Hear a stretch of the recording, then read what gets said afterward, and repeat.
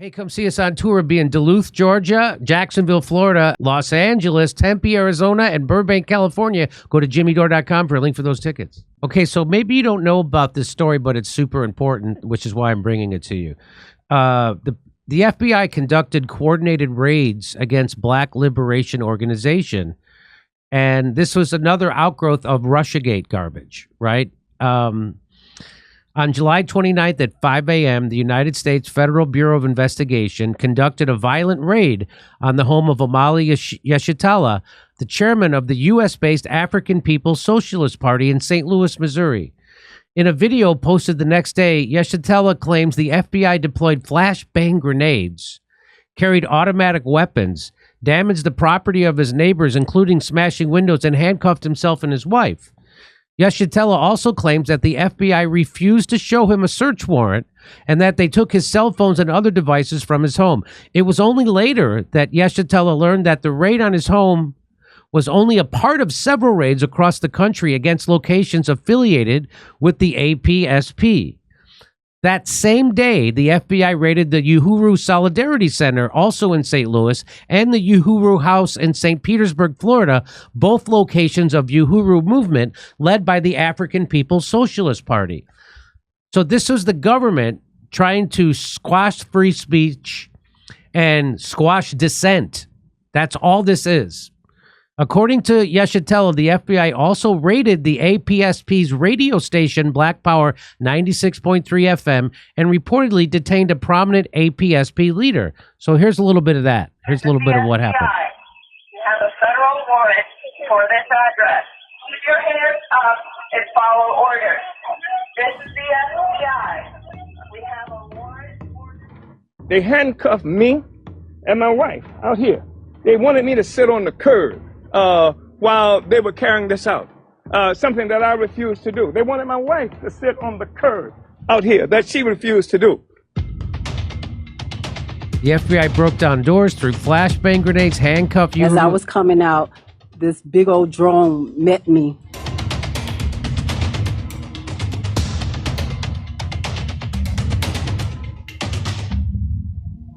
The only revolutionary organization that's done something here on the ground practically for African people is the one that's come under attack.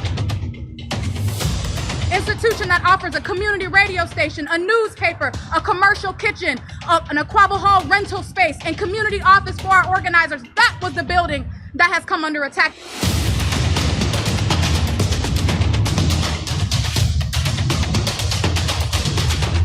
Wow.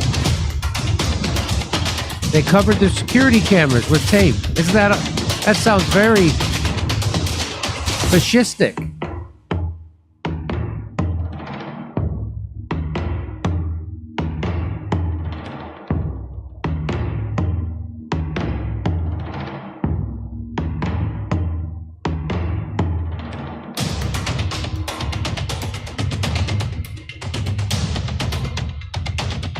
The FBI is a criminal organization. Following footage is from the attack on the Party Solidarity Reparations Center on the south side of St. Louis.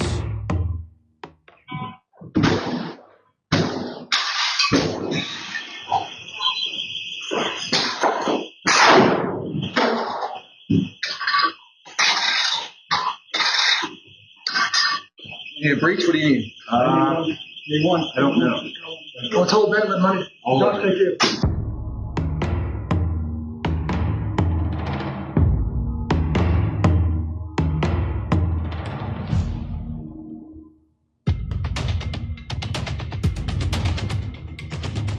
APSC and USM leaders were handcuffed, held at gunpoint while their homes were raided. Build a movement of white people that says hands off the Uhuru movement. They see in the African People's Socialist Party a vanguard for the struggle for the liberation of our people. They see that because not just what we do here in the United States, but because we had the temerity to do like Garvey, to do like Malcolm X, and take the struggle of black people around the world.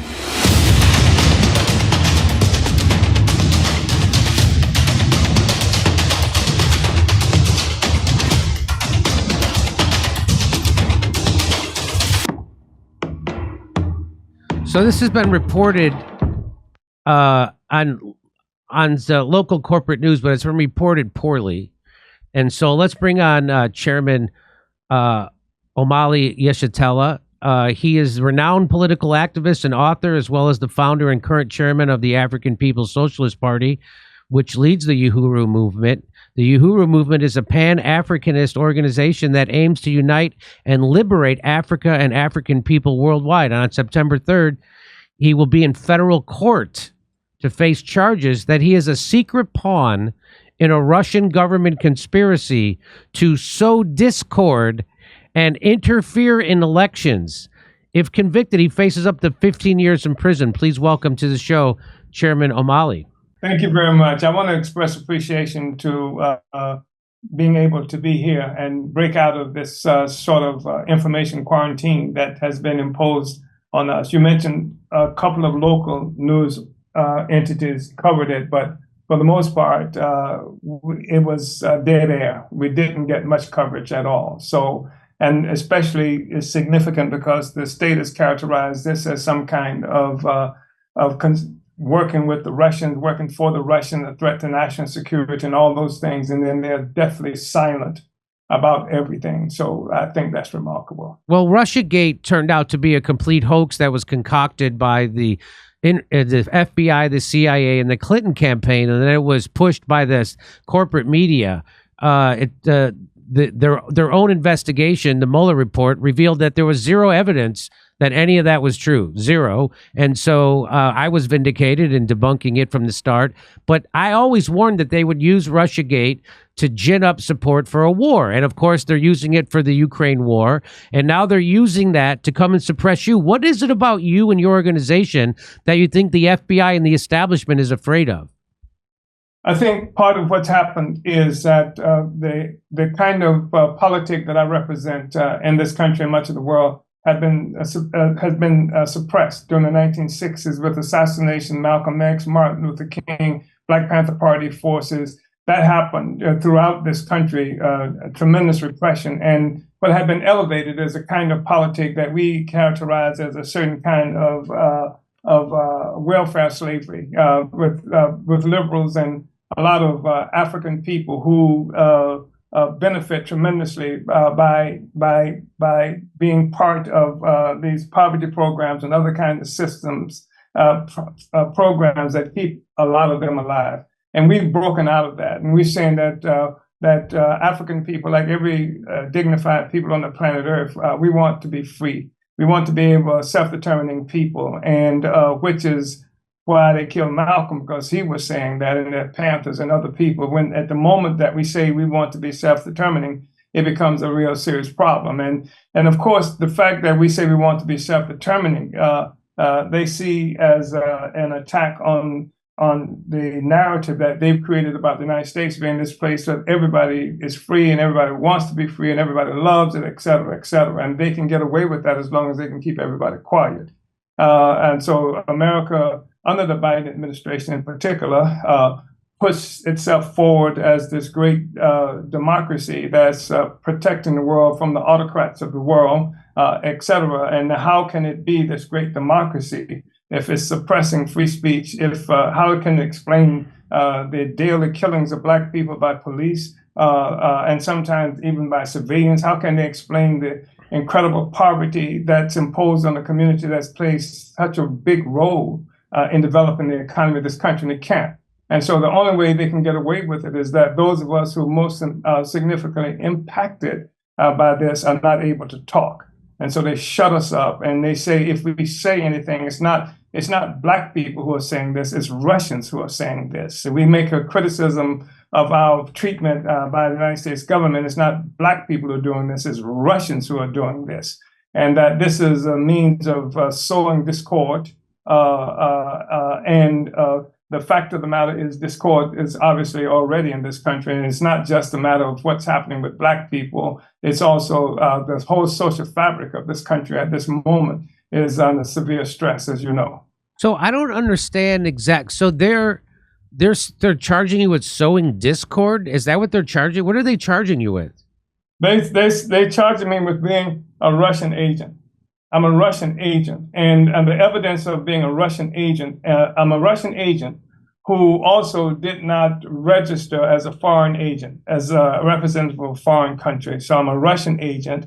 And I'm a Russian agent because I went to Moscow twice in 2015, because I participated in organizing campaigns in 2017 and 2019 in St. Petersburg, Florida, a local campaign, city with less than a third of a million people, only something like 18% of which is Black.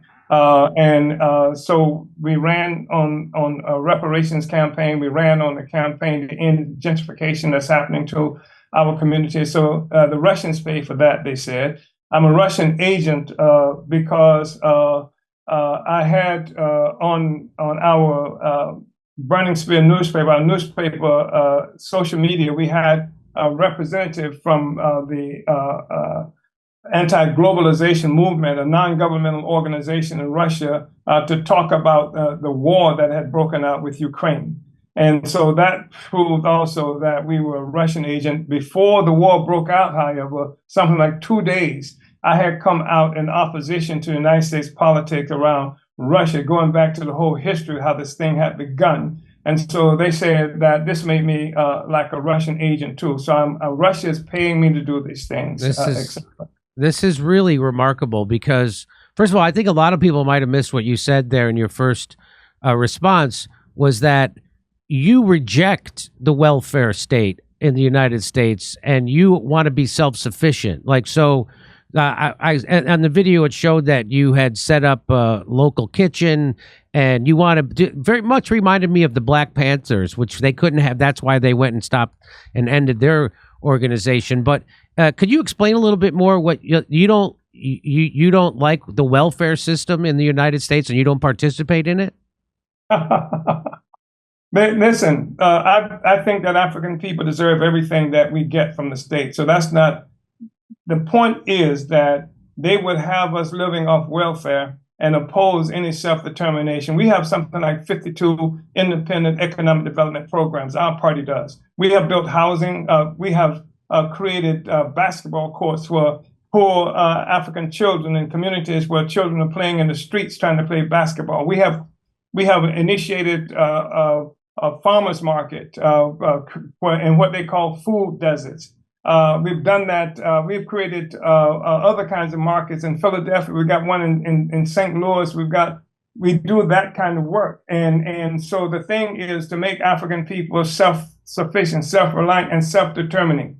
We believe that we have a right to be a self-governing people, and we believe that we can use constitutional methods to pursue this right. That's why we ran somebody for office. That's why we do that often, to get into the political arena so that the people can hear our voices and hear what it is that we can say and make some kind of determination of whether they support us or not.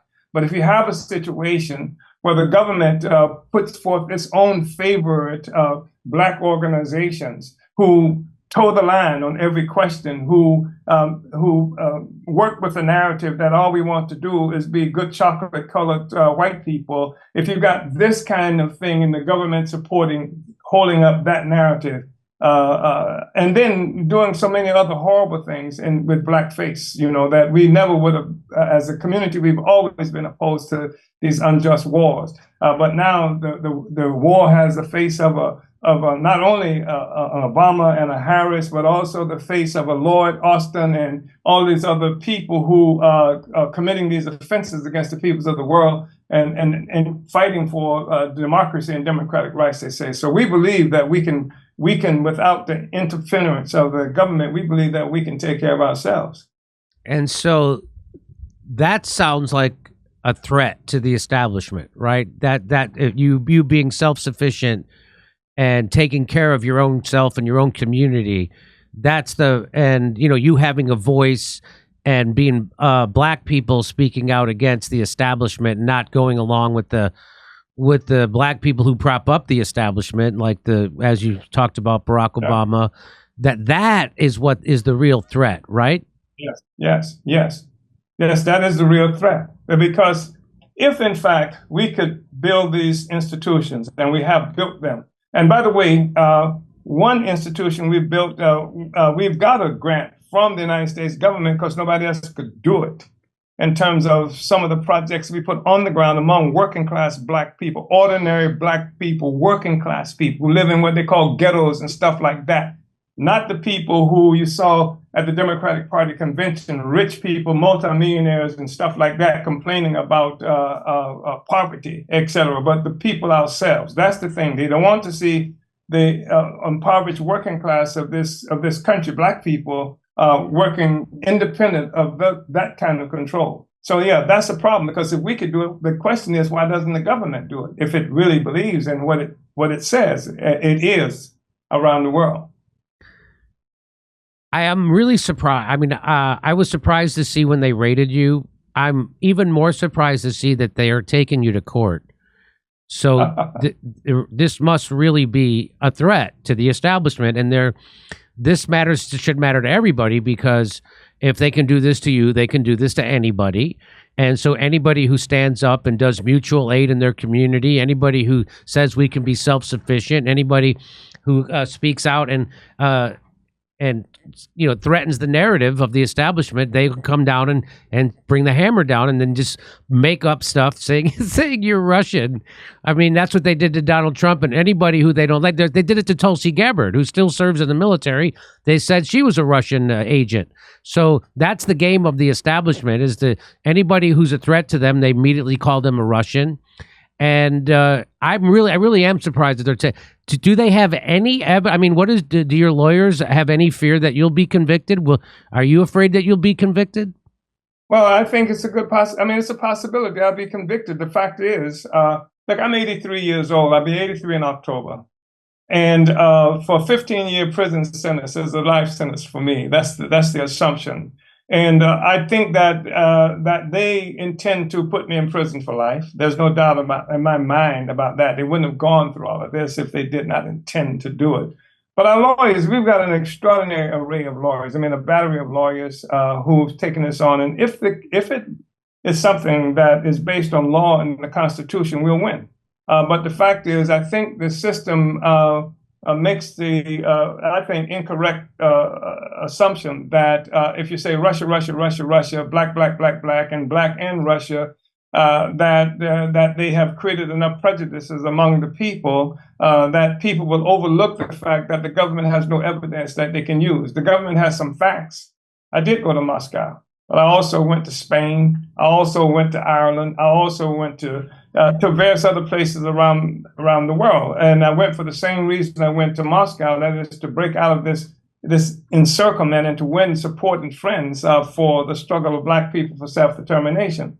So that's a fact that I went to Moscow. And they used this fact and it's a fact that we had a relationship with the anti-globalization movement of Russia, which is a non-governmental organization. That the government is now saying was funded by the Russian government.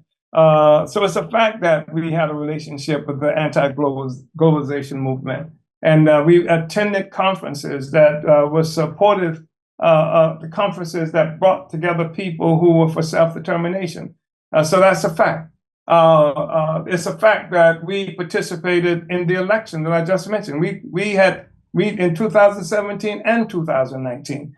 We ran for office in St. Petersburg, Florida, and they say that the Russians paid for this, which is incredible and easily disproved. So, those are the kinds of things that they are using, and they took from us. I don't understand what this stuff is about, terabytes and all of that, but I understand they took something like the equivalent of 2.5 million books in terms of the stuff they took off our computers, cell phones, videos, and the equivalent of 2.5 million books. And so they know more about me than I know about myself. I haven't been studying myself in every word that I've said, throughout this process. But it's a bogus charge. We are innocent of what they said. We are absolutely innocent. We have never been employed by Russians or anybody else. That goes against the grain of everything we believe in, because nobody else can free us to go to Russia and then work for Russia for our freedom when we are involved historically in a struggle for self-determination doesn't make any sense at all. But they're not relying on something making sense. They relying on what they think will be the fact that I'm in court, the fact that they say Russia, the fact that they say black people, that would suffice to have people overlook the fact that they have no evidence to prove this, one, and two, that this is an assault on the First Amendment. In fact, the prosecutor at one juncture had filed a motion to the court to prevent us from even using First Amendment free speech as a part of our defense. The court obviously thought that was just too outrageous, and they denied that motion, but this is what we're up against. So have there been any prominent black leaders in the United States that have reached out to you, Reverend L. Sharpton or Jesse Jackson or no. Barack Obama or Michelle Obama, Nina Turner, and any of those black leaders reach out to you? No. But we've got people, like Charles Barron, who has been a state assemblyman and city councilor of New York for a long time, him and his wife. We've got Jesse Todd, who was on the city government in St. Louis, Missouri, come out. And then there's a whole host. I mean, I think maybe as many as 240 some odd organizations spanning the ideological and political spectrum in this country. I mean, you may know that I did an interview with Tucker Carlson on one side of the question, and then I've done interviews with folk who are called progressives and leftists and what have you. So there are a lot of people who see this correctly as a real threat to free speech, because what they've done is create a situation where if you have views that's aligned with the views of another country, they can claim that you are working for that country because your views coincide. For example, they say, the Russians say that it was a U.S. attack through NATO through Ukraine, that they're making war against Russia. We say that, but we said it even before the war started. But they say it because the Russians say that, it's clear evidence that we are working for Russia. So, and they can do that to anybody. So you cannot have independent thought. And that's the scary thing. I mean, this whole thing about freedom of speech, it's not just something for me to say something, but it's the right of people to hear what's being said. And people don't have to agree, but at least they have access to some kind of educated opinion, as opposed to the bias that the system has created for people in terms of how they should understand what we believe and, so forth. So, no, Cori Bush hasn't reached out, Jamal Bowman, none of those people. Okay. I just want to, none of those. That's amazing. Oh, you right? The Cori Bush, she's in St. Louis, isn't she? Yes, she is. She's in St. Louis. Yeah, she is in St. Louis. I helped her out in her first campaign for office, and then that was the last I heard from her. Yeah, we've had a problem. We've had a problem getting in touch with her also. Yeah. Well, this sounds like the worst thing to happen to Africans in Florida since Will Smith released Miami. Am I right? Come on. Anyway, how can people support you? Are you asking for people to support you? Surely. We think it's really important. First of all, go to handsoffUhuru, UHURU.org. And we think it's really important when you go there to look at the legal documents. Look at the indictment that they made against us. Look at the motion that was filed by our lawyer to dismiss the charges.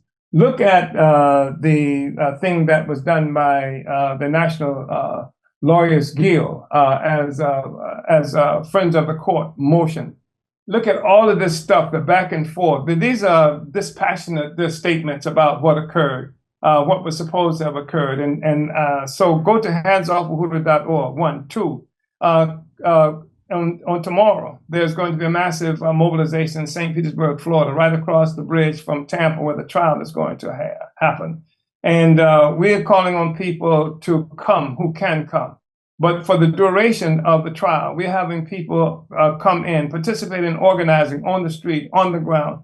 Get in touch with your comrades and friends. Put this story out so it's not hidden under the bush. Take the charges, take the indictment, take the response to the indictment. Let people have an informed understanding of what this thing is all about. I think that's part of what you can do. And go to handsoffUhuru.org and you can see other things. Obviously, we need resources. They We've had to spend something like $300,000 up to now just dealing with the legal fees. It cost us $40,000 just in damages to our property and materials that they stole from us, like computers and cell phones and things like that. So money is an issue, and their objective in part is to break us, is to take all of our resources. They have banks which have sanctioned us. That banks that we've been dealing with for more than 20 years, never missed a payment, and always, most time, paid before times. They've called in mortgage loans that given us something like 2 weeks to pay $80,000. So go to handsoffuhuru.org and you can find out more information.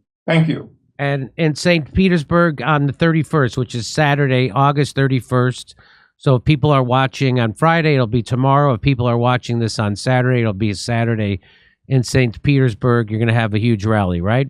Yes. And there are all kinds of forces to be there. Okay, handsoffyuhuru.com. Is that .org? .org. Yes. Handsoffyuhuru.org.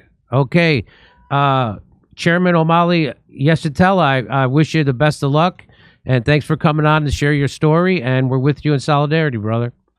Thank you, and thank that wonderful person who is a smart person who stands beside me most of the time when I'm doing this kind of stuff, too. Okay. All right. Appreciate it. All right. Well, good luck in your trial. We'll talk to you soon. Yes, thank you. Hey, come see us on tour. We'll be in Duluth, Georgia, Jacksonville, Florida, Los Angeles, Tempe, Arizona, and Burbank, California. Go to jimmydore.com for a link for those tickets.